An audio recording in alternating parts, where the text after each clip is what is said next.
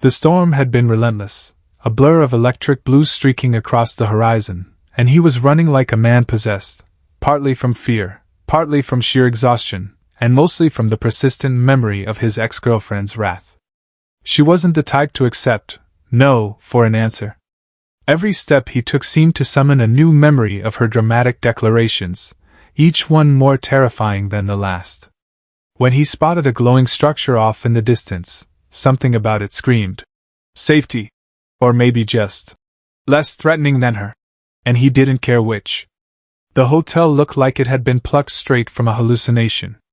Its walls pulsed gently with an internal light, morphing colors from violet to teal as though the building itself were breathing. Ornate statues lined the entrance, each depicting humanoid forms with extra limbs, eyes where mouths should be, or heads that tilted at impossible angles. Despite how alien it looked, it had an inviting aura, a promise that perhaps inside, the chaos of the galaxy would pause long enough for him to catch his breath. He stumbled through the front doors, nearly tripping over his own feet, and immediately realized that this was a mistake, or maybe the kind of mistake he would never forget. 3 alien women appeared almost simultaneously, as if the hotel had been waiting for him. One stepped forward with confidence, eyes glittering with curiosity and a smile that could melt ice. Her skin shimmered subtly, like liquid metal in certain angles, and her movements were a hypnotic dance even in the briefest gesture. The second hovered quietly nearby, a faint glow around her head, emanating intelligence and a subtle telepathic hum that made him feel like she could see every fleeting thought he had.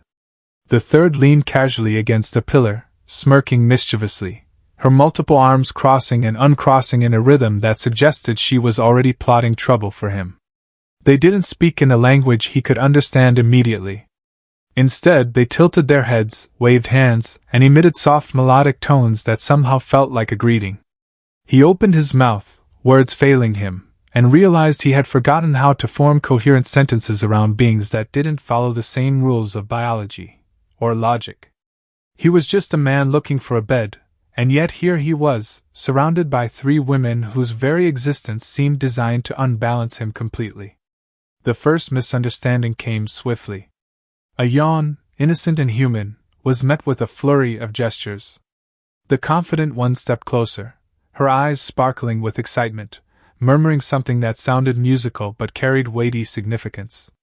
He lifted his hands defensively, and the telepathic one seemed to hum in amusement, tilting her head as if noting every nuance of his human behavior. The mischievous one snickered softly, clearly enjoying his growing panic. Somehow, yawning had been interpreted as a sacred human ritual, one of the deepest, most intimate signs of respect in their culture. When he scratched his head nervously, the situation only intensified. They reached out simultaneously, brushing against his arms and shoulders, not in aggression but in reverence, as if he were performing a dance he didn't even know existed. Every simple gesture, every attempt to step back or explain himself, was misconstrued as a declaration of intent or interest. He tried to smile awkwardly, his face probably reflecting more confusion than charm, and the aliens responded with what seemed like delighted murmurs. They guided him further into the hotel, past corridors that curved impossibly, walls glowing with patterns that seemed to shift when he looked directly at them. Each step revealed new oddities, floating pools of liquid that shimmered like mercury, furniture that defied gravity, and small creatures skittering in ways that made him jump at every turn. Despite the chaos, he noticed the alien's focus never wavered from him, and a small, irrational part of him felt flattered. There was a strange allure to being regarded with such attention, even if the attention was based on complete misinterpretation. Eventually, they led him to a central chamber, circular and bathed in soft, golden light. 3 platforms hovered slightly above the floor, each emitting a faint hum that resonated in his chest. He hesitated, glancing at the aliens, whose expressions ranged from expectant to mischievous, and realized that something called a welcome ritual was about to commence. He swallowed hard, trying to protest, but his words seemed irrelevant. The ritual, whatever it was, would happen, and he was the unwilling participant. Robe-like garments were presented, delicate and alien in design, shimmering in colors he couldn't even name. When he hesitated, the flirtatious one stepped forward, taking his hands gently and guiding him into the fabric. He realized that modesty was irrelevant here. The robes left far more exposed than any human equivalent, and as he adjusted uncomfortably, the telepathic one observed him with an intensity that made his cheeks burn. Meanwhile, the mischievous one grinned, clearly planning some form of chaos once he was fully attired. Standing there, awkward and half-draped in alien silk, he understood two things. First, that shelter would not come without cost, and second, that this was already the most bizarre night of his life. Every instinct in him screamed to leave, yet curiosity, exhaustion, and the faint thrill of attention rooted him in place. The alien's gazes held a strange promise, one of learning, of games, of something that blurred the lines between hospitality and intrigue. He had thought he needed a bed, a quiet corner to hide from his past, but instead, he was about to be swept into a whirlwind of alien misunderstanding, accidental flirtation, and interstellar comedy. Shelter, it seemed, was only the beginning. He had barely caught his breath when the three aliens began to guide him into what they called the welcome ritual, and he quickly realized that his previous misinterpretations were mild compared to the absurdity awaiting him. The chamber had expanded, walls stretching impossibly high with lights that danced along every surface, pulsing in time with some hidden rhythm. Platforms hovered above the floor, glowing softly, as if they were expecting him to levitate on command. The robes they had draped over him shimmered unnaturally, clinging in ways that accentuated his human awkwardness while leaving him far more exposed than he felt comfortable with. His instinct was to step back, to plead for normalcy, but the aliens' expectant gazes and melodic murmurs rendered any protest useless. Before he could formulate a coherent plan to survive this ordeal, the first challenge began. They handed him a translucent cup filled with a glowing liquid, its color shifting from neon green to electric purple depending on the angle. "Drink," one of them intoned in a voice that vibrated softly, sending strange tingles across his chest. He hesitated, suspicious of both the beverage and the possible consequences of ingesting alien fluids. In a desperate attempt to appear compliant, he sipped. Immediately, his skin began to glow faintly, fluorescent streaks forming along his arms and chest. He froze, staring at his reflection in a polished metal wall, and realized that this simple act had turned him into a walking neon billboard. The aliens clapped, or at least that's what it looked like. The melodious tones that accompanied the movement made him flinch, and they leaned closer, examining him as if his glowing patterns were symbols of divine significance. His yawn from earlier, now forgotten, seemed to pale in comparison. Zyra's lips curved into an almost predatory smile, and she leaned so close that he could feel a soft, warm brush of her skin against his arm. Lumi hovered silently, her telepathic hum scanning him in a way that made every involuntary thought he had betray itself, while Tressa danced around, clearly delighting in his escalating discomfort.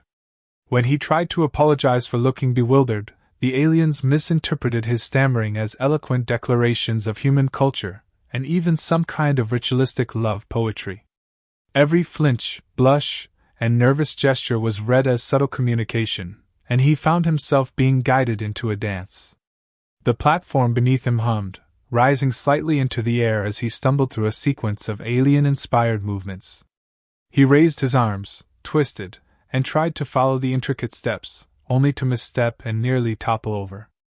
Zyra caught him just in time, her hands lingering on his shoulders a moment too long, while Lumi's soft telepathic vibrations seemed to project his embarrassment across the room, and Tressa burst into a delighted series of chirps that sounded almost like laughter. He realized then that there was no separating adult romance from comedy in this place. They were inseparably intertwined. A simple slip turned into an accidental brush against Zyra, whose eyes sparkled with mischievous delight. Lumi's telepathy made him acutely aware that she could feel every tiny surge of adrenaline in his chest, and Tressa's antics ensured that every attempt at dignity was thwarted by a floating orb or an invisible gust of air designed to spin him around. Somewhere in the chaos, he began to laugh at the absurdity of it all. Between the glowing drinks, the hovering platforms, and the misread human cues, he couldn't tell whether he wanted to run or melt into the ridiculousness of the moment. As he twirled, Nearly colliding with a hovering dish of fluorescent food, the aliens began to offer commentary in their melodic tones. Each phrase sounded like praise to them, but he understood none of it. Yet, somehow, he felt that the meanings were intimate, flirtatious, and occasionally teasingly erotic. When he accidentally brushed against Zyra's chest while trying to regain balance, she gasped melodically and stepped closer, whispering something that sent a shiver down his spine. Lumi's glow intensified faintly, scanning his reactions, and Tressa's multiple hands conducted imaginary instruments, as if scoring the scene with invisible music. Every movement he made seemed to generate some form of adult humor, whether he intended it or not. By now, the ritual had become less about shelter and more about navigating a gauntlet of interspecies miscommunication. He attempted to explain himself, to say he was just seeking a place to rest, but each word was interpreted as a further deepening of the ritual. When he mentioned exhaustion, the aliens tilted their heads, interpreting it as a human gesture of surrender and willingness to participate. The glowing liquid coursing through his veins seemed to heighten the alien interpretations. His blushes became symbols of affection, his flustered movements translated into complex courtship dances. He had wanted anonymity, yet here he was, center stage in what could only be described as a galaxy-wide misunderstanding. Finally, the ritual reached a moment of peak absurdity. Tressa orchestrated a balance test, floating a glowing orb between his feet, while Zyra's hands hovered tantalizingly near him and Lumi's telepathy projected every internal blush. He stumbled, nearly falling into the orb, and in doing so, managed to spin in a complete circle, arms flailing, robes slipping slightly. The aliens clapped, or their equivalent thereof, and the tones that echoed made him feel like the hero of some bizarre romance comedy. The fluorescent patterns on his skin pulsed in time with their delight, and he realized, with a mix of horror and excitement, that he had survived the first stage of their welcome ritual. By the time it ended, he was breathless, glowing, and thoroughly embarrassed. Yet amid the chaos, he felt a strange pull toward each of them: Zyra's flirtatious energy, Lumi's quiet intelligence, and Tressa's playful mischief were intoxicating in a way he had never expected. Shelter had seemed simple, a quiet corner to hide from his past, but instead, he had been thrust into the galaxy's most surreal combination of flirtation, comedy, and interspecies confusion. The ritual, he realized, was only the beginning, and the thought both terrified and thrilled him. He had survived their first test, but he suspected the next stage would be far worse, or far more intimate. After the chaos of the welcome ritual, he thought he might finally get a moment to breathe, but the aliens had other plans. They had made it abundantly clear, through a combination of melodic tones and exaggerated gestures, that the ritual was only the opening act. Now came the private lessons, which they insisted were necessary to teach him the true depth of human-alien cultural fusion. He had no choice but to follow, his curiosity battling with his nerves, each step toward the next chamber accompanied by the faint glow of his still fluorescent skin. The first lesson was Zyra's domain. She had him stand on a floating platform that bobbed gently above the floor, robes clinging in all the wrong ways, and instructed him to perform a series of dances she called human courtship gestures. He had no idea how humans were supposed to dance in zero gravity, or if he even had the rhythm for it, but he tried anyway. Each movement felt awkward, every stumble exaggerated by the floating platform. Zyra moved close, correcting his posture with hands that lingered just a little too long on his shoulders, and every touch made his heart race. He tried to maintain dignity, but his human instincts betrayed him, turning even a simple spin into a fumbling display of accidental intimacy. Lumi's lesson was far subtler, yet somehow more invasive. She instructed him to relax and open his mind, which he assumed meant meditation, but quickly realized she was reading his thoughts in real time. Every embarrassing memory, every fleeting fantasy, every internal panic about the other two aliens was somehow projected in faint shimmering waves that only Tressa seemed able to read. Each blush he felt, each nervous twitch, was observed with clinical fascination. Lumi's soft telepathy created an almost intimate connection, revealing to him just how unprepared he was for interspecies interactions. The embarrassment alone was enough to make him reconsider seeking shelter ever again, yet the thrill of being noticed in such a personal way kept him glued to the lesson. Tressa's lesson was pure chaos.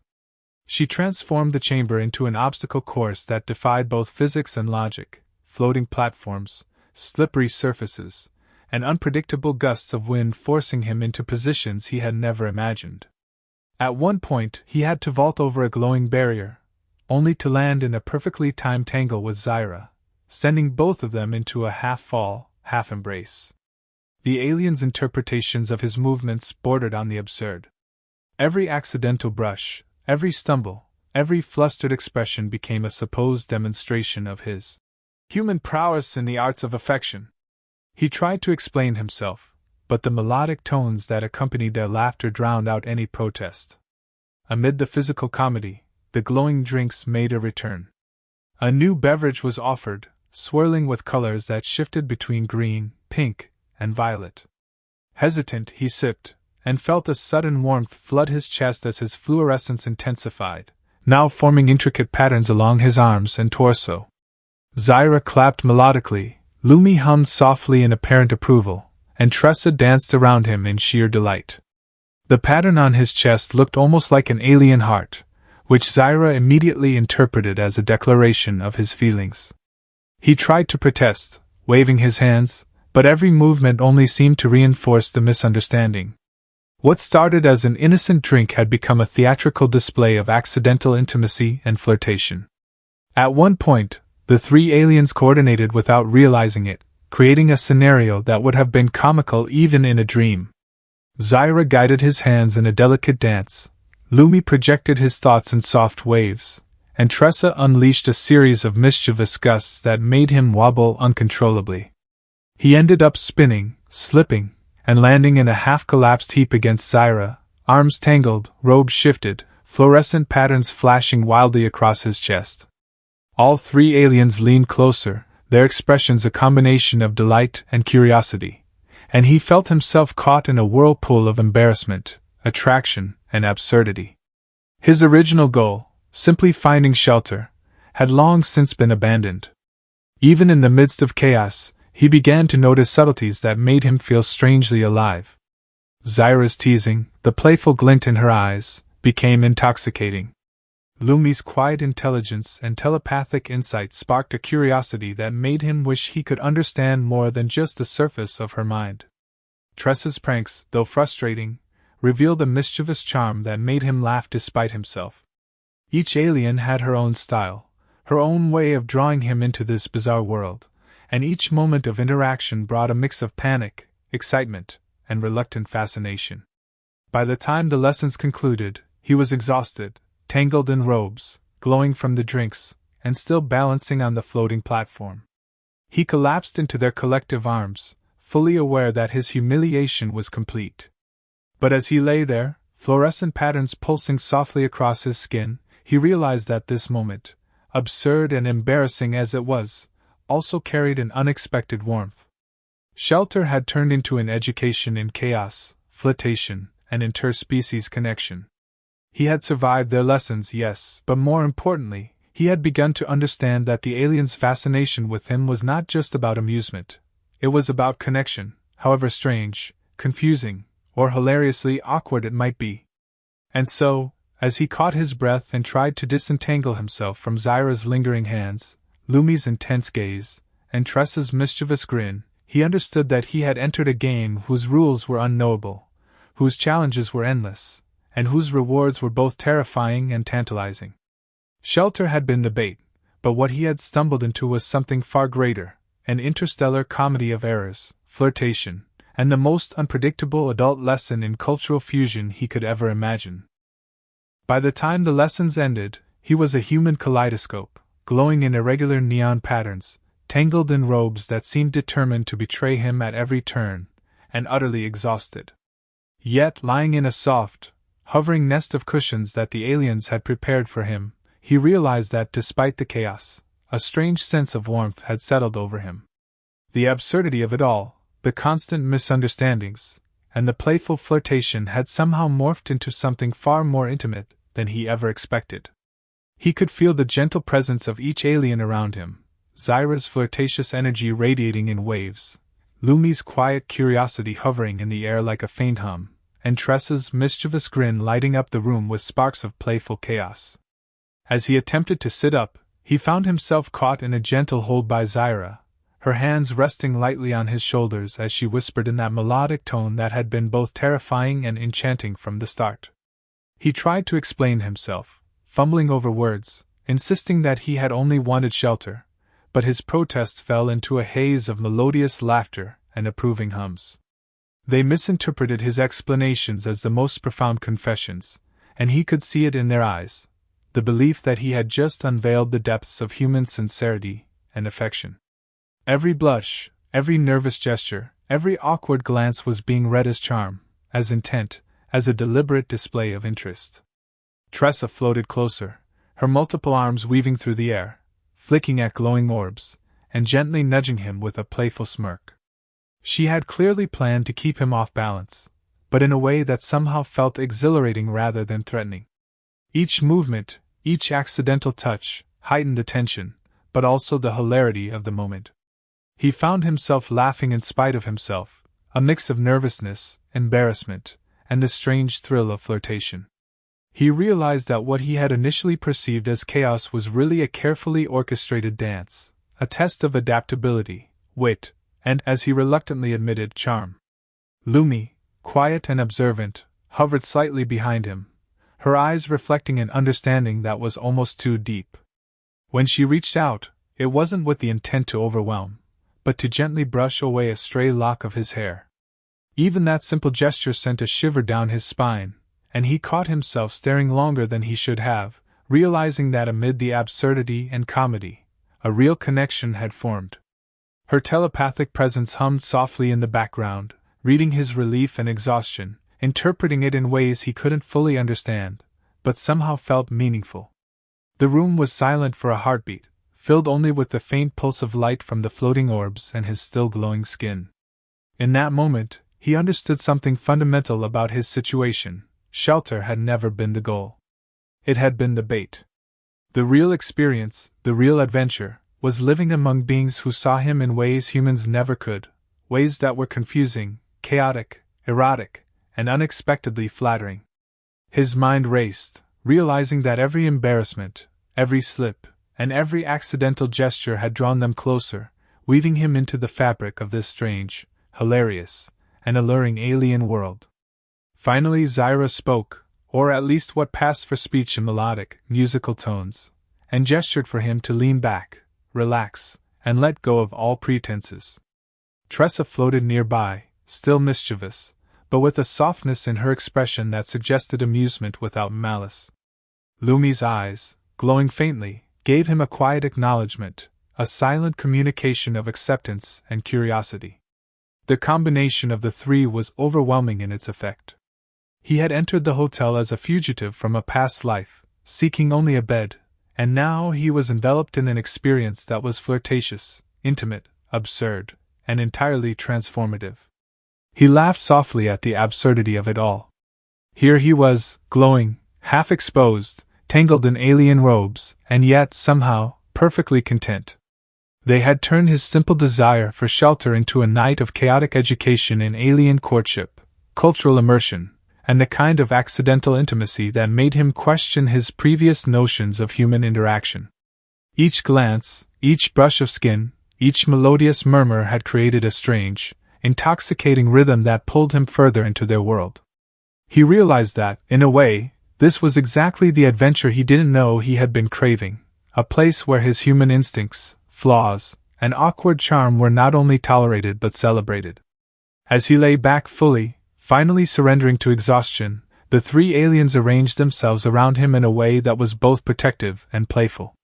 The glowing lights reflected off their skin, casting rainbow-like patterns across the room, and he felt a surge of warmth, not just from the lights or the novelty of their presence, but from the undeniable connection he now shared with them. Shelter had been offered, yes, but it had come with a full education in laughter, desire, chaos, and somehow, affection. He closed his eyes for a moment, letting the strange, comforting energy of the room wash over him. The lesson, he realized, was not about fleeing danger, avoiding discomfort, or even surviving alien rituals. It was about embracing the unexpected, finding humor in embarrassment, and discovering that connection, romantic, erotic, and hilariously human, could be found in the most absurd of places. He had come for shelter, and in return, he had received an interstellar education in love, laughter, and the bizarre joys of being human among beings who adored him for it. In that moment, he understood fully that the galaxy could be terrifying, confusing, and utterly unpredictable. But it could also be breathtakingly beautiful, absurdly funny, and filled with the kind of romance that defied gravity, culture, and expectation. And as he drifted into a light sleep, the gentle hum of the alien's approval surrounding him, he realized with a mix of awe and amusement that shelter had never been enough. What he had found here was infinitely better, a chaotic, glowing, hilarious, and intimate place to belong.